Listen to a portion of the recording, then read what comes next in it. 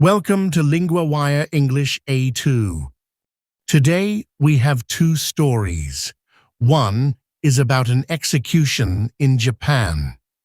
The other is about new rules for big tech and Australian news.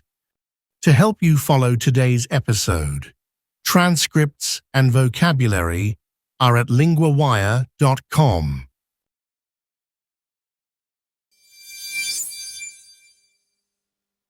Japan has carried out its first execution under the new government.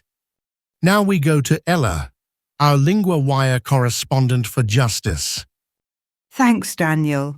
A man was hanged in Japan on Friday. His name was Sunao Takami. He was convicted of killing 5 people. This was an old case, but the execution is new. Where did the crime happen? It happened in Osaka at a pachinko parlor. The report says he set the place on fire in 2009. It says he used gasoline and a lit match. So this was both violent and very deliberate. How many people were hurt? 5 people died and 10 others were injured. Justice Minister Hiroshi Hiraguchi said the crime caused very serious harm. He also said the victims and injured people suffered great pain and fear. That sounds like a very strong statement from the ministry. What was the legal outcome before Friday? Takami was convicted in 2011 in Osaka District Court. He was found guilty of murder, attempted murder and arson. Later, his appeals were rejected in 2016. So the courts had already gone through the case. Did the minister say why the execution happened now? He said he ordered it after careful and thorough consideration. He also defended hanging as a valid method. But critics say Japan still keeps too much secrecy around executions. And that secrecy is part of the wider debate, right? What are people arguing about now? Yes, some people want the end of capital punishment.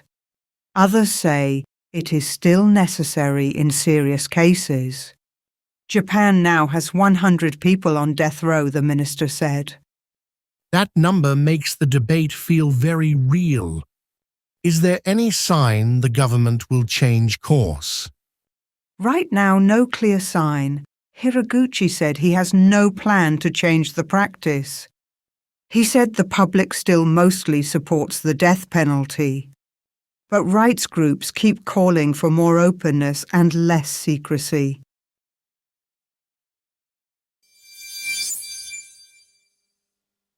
Australia has passed new laws for big tech and news. Now we go to Owen, our LinguaWire correspondent for media. Thanks, Daniel. The new law puts money at the center of the fight. It says big platforms must make deals with Australian news publishers. So if they do not make deals, they still have to pay. What payment are we talking about? The law includes a 2.5% levy on digital advertising revenue in Australia. That means companies like Google, Meta, LinkedIn, and ByteDance may have to pay. The idea is to help support journalism and newsrooms. That is a direct pressure on very large companies. How did the Prime Minister describe the law? Prime Minister Anthony Albanese called it a model for the democratic world. He said it can push tech giants to do deals with media companies. And if they do not, the money can help employ journalists. So the government sees it as support for news, not just a tax. How have the companies reacted? Meta has already called the measure indefensible and grossly unfair. The company says it may break the free trade deal with the United States.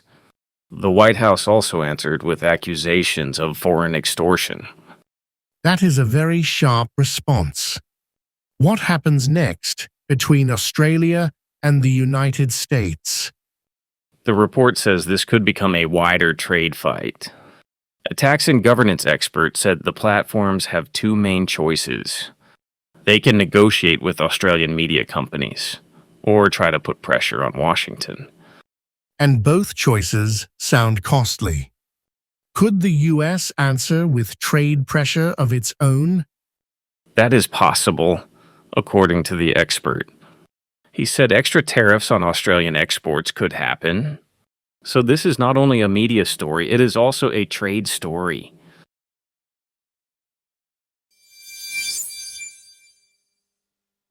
Three words from story 2 now. Levy means a payment made under a law.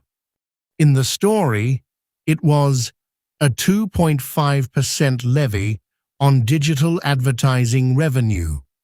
Example: the city added a levy on plastic bags. Revenue means money that a business earns. In the story, it was digital advertising revenue.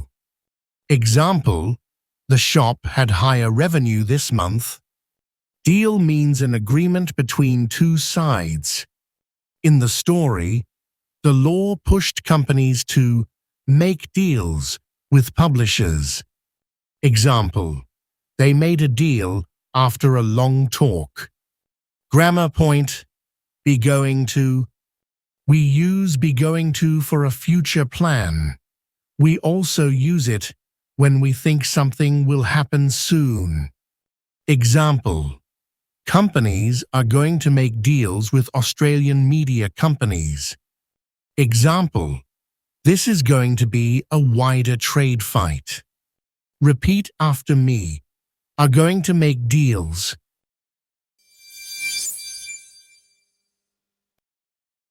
Thank you for listening to today's episode. Today, we ask one small favor. LinguaWire only launched in March, and right now, word of mouth is everything to our small team. If you know someone who loves the news and wants to learn English, or any of our 6 languages, send them this episode. It's the best way to help us grow and improve our service.